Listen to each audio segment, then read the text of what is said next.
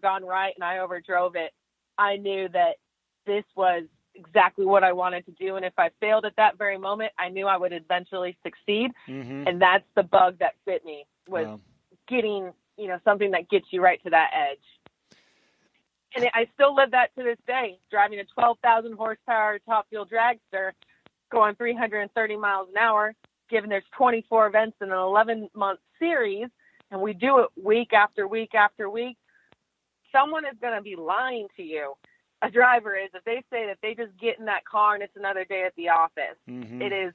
It's not, because it is extremely loud and a lot of terrible things can happen, but also you have championships, right? You have world records on the line, but at this stage, you also have the well-being and careers of not only 12 of your crew guys, you have millions of dollars of sponsors on the line, needing you to do well and perform your job. So it's just, now I'm in an entire other sphere, which I didn't say yes to. I created those opportunities to say yes to. Those didn't come to me. Those are ones I wanted. So embracing all of the scary parts is something that, what I like to say is, which is true, I actually consulted a physician about this, and the feeling you get when you have fear, physiologically, the nerves that run through your body and what your chemistry does, is the exact same as when you're excited about something. The only difference is literally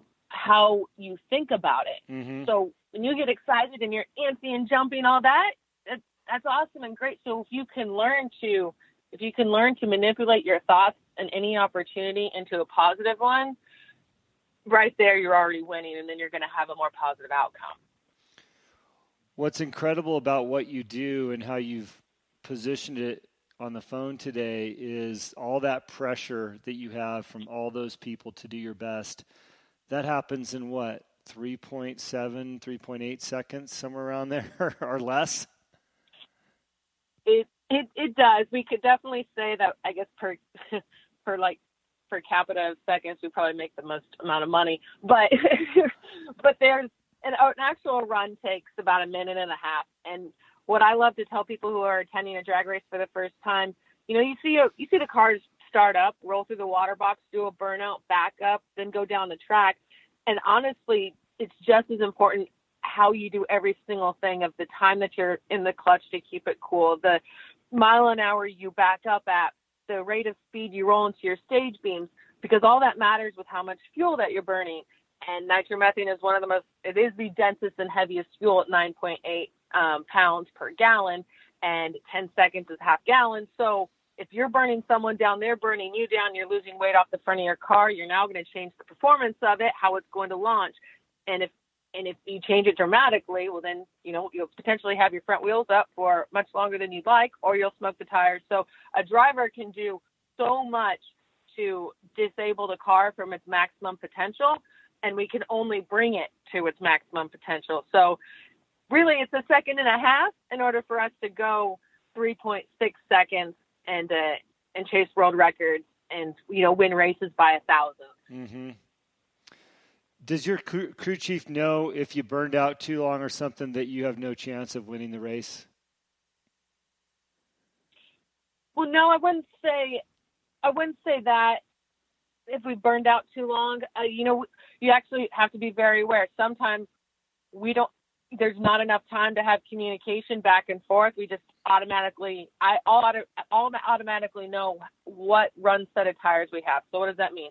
So we don't have a new set of tires on for every time we're down the track. That's not ideal. On a cold track, it's cool, like when we race in Pomona or Brainerd or Phoenix sometimes in the late winter. The cooler the track, the newer the tires, the longer the burnout.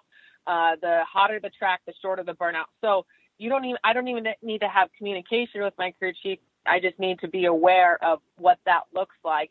Or if we know that we're racing somebody that takes an extra long amount of time, or is known to be a real craphead, let's just say, in the other lane, you prepare for that. You'll put in an extra gallon if you've got room for it, and you're prepared for somebody to play mental games with you. And it's not, it's not a lot. It's not NASCAR. We're not shoving each other into the other wall, but there's very fine things that can have a major impact. I realize how intense this sport is, more talking to you now than being an attendee. And by the way, I used to say a yes a whole bunch when I was in high school to ditch and go down to the drag strip there in Pomona and watch the cars go. So that was an example of saying yes when I should have said no and stayed in school. But I got the bug early for drag racing, as you did. It's such an intense sport. How do you parlay that into business and your personal life? Do you maintain that level of intensity, or are you able to take it back a little bit? I think that's a wonderful question, and I believe that the answer to those are to both. So on the business aspect, once I had gotten into becoming a professional racer, which was my dream, I don't think anybody that's listening to this and they know themselves very well that they're ever going to be like, yep, cool, made it, and just become, right, become complacent. There's always going to be that next business venture or a goal, right, or championship. So for me, I was 2 years into running with Don Schumacher, the most elitist, highest number of winnings of a team, the largest number of cars, everything that I've ever dreamed of. I mean, I wrote it down when I was in 8th grade that I wanted to drive for this team. So I finally made it there. And the what's next was winning a world championship. Well, I raced against competitors that have been doing it for 15 years at this level and still haven't won a world championship. So not deviating from the path, but more or less adding on to it, is Dodge has Mopar, of course, their performance line of products and all of high performance for FCA. They really wanted to give a lot of attention towards their sportsman racers. Well, Top Fuel drag racing doesn't conversate very well with the everyday person on the road because we don't look like a car. Yeah. But they do make a car. So for those that know what a Copo Camaro is and the Ford Cobra Jet, well, then there's the Dodge Drag Pack. So you have your top three, your biggest names in all-American muscle that have built these cars. They're not street legal, but they're OE built to race and really compete against each other to hold that crown of Detroit. And so I was elected. I was asked the opportunity if I'd like to be a part of this research development, help get this program back on track while I was racing the Top Fuel car. This was 3 years ago. And I said, well, yeah, I haven't driven a door car since Pro Mod, which was 2011. And of course, these cars aren't very fast in comparison, 175 miles an hour in the quarter at 7.7 seconds when I go 330 in 1,000 feet. But I was very excited about the opportunity to, tell the message of my partners of, hey, Dodge does make the most baddest, fastest, reliable vehicles, not only on the street for you to drive like the Dodge Demon, but they also make race cars too. And for me, I was passionate about that because it was another leg. It was another branch of my story. So I'm continuously saying yes on the business side of things and growing.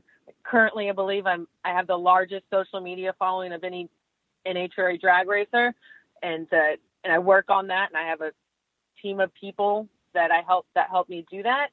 And then on the personal side of things, lately, I'd say within the last year, I really had to evaluate my life and go, man, I've dedicated my entire being to drag racing, everything about it, from people, places where I lived in Indianapolis for the last 8 years.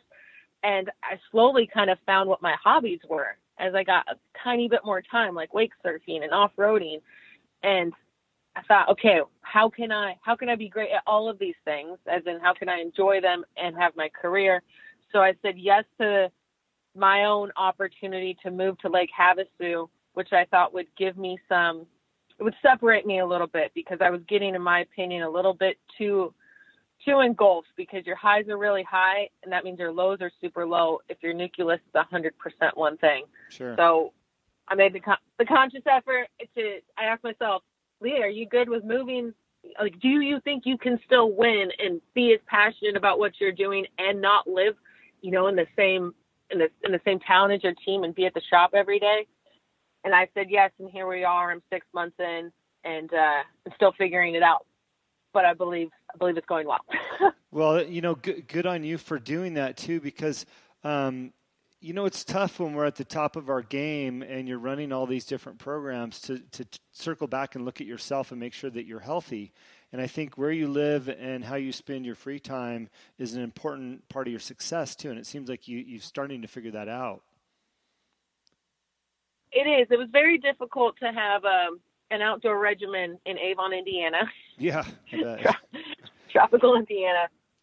And I do love it here. And I've built a brand new life. I've recently been separated, and within the last year, and all good in every way. And I know we don't talk about a lot of personal things, but that's a huge part. And so building a life with, new friends and family that has you, and really finding your true self, that takes a lot of courage too. No doubt. And that's courage that I didn't know that I had. And I have found that about, and it's become very, it's become very pleasing, and looking forward to really living the best and healthiest and most active that I can be. I mean, I'd like to think I'm not very old. I'm 31, but none of us are getting any younger. And as a female race car driver, there is a certain image that one has to maintain or look or be, stay marketable and all of that. Mm-hmm. So outside of the business thing, I really am trying to sustain that, and then also find the next group of people within drag racing capable of doing the same thing with the same passion. Now, you've only been out there 6 months. Do you already feel that it's placing a positive impact on your racing and your time on the track? Absolutely, 100%. And I was looking forward to seeing how I would feel. And the first race of the season at Pomona in early February, it made me, not only was I already appreciative of driving the car and being with the fans, but I loved it even more, because when you're deprived of something for a small little while, and then you get it, you love it that much more. So I was, and this next race that I'm coming up into, I was telling my partners yesterday on the phone, and we're planning all this media coming to the race, on Tuesday night. I don't race till Friday. All of it I'm excited about doing. So I feel like it's very much a positive impact, because I'm able to be as more, and if I wasn't already enthusiastic about everything, I've definitely been rejuvenated. And maybe that's why all these there's a ton of people that are here right now, these snowbirds. It's a good place to be. My brother lives there. I know. We built a few houses out there years ago. I love Havasu, but the snowbirds drive slow. Yes. And I'm here for all of the regular lifestyle purposes. I just want to put that out there. I wasn't allowed to come here as a kid or growing up, and I've never been here besides last year one time to see all the craziness. I'm glad I am out of town when all that stuff happens. Yeah, sure. That's a really good point. You're out there to generate a lifestyle, and actually Havasu has a great lifestyle outside of what most people see in video on the lake, people being foolish, but it's a wonderful small town. There's some great people there. There's some nice amenities, and there's some beautiful homes and tons of great desert to go out and do what you love to do. It is. It's incredible. I was talking with my one and only girlfriend here in town, and I said, where else really is there that you can have your home, and within a half mile you ride your off-road vehicle? So I just got a Razor from Jim Beaver. Yeah. And I have a 400 EX. Literally and legally ride out of your garage into the back dunes and go for 10 miles and go, get lost or not get lost, come back, and then take a boat, put it on the water, and go wake surf or your jet boat, or rip 150 miles an hour, put it back in, and then go down to your local diner, and all of it be 80 degrees all day. I don't know of another place in America that is that convenient for that type of active lifestyle. Yeah, no, it's a great place. Hey, a lot of my listeners know that I am a sucker for successful females, because I just think that as a woman, you have to try so hard to push through your sport or your business career. I had hired one of the first executives back in my day at Kettle One Vodka, and I was just so thrilled to have her once we got her on board. What have been some of your challenges, if any? Obviously you came into this sport, you kicked some early butt, and here you are, but is it challenging as a woman, or has it gotten a lot easier? Well, it's been challenging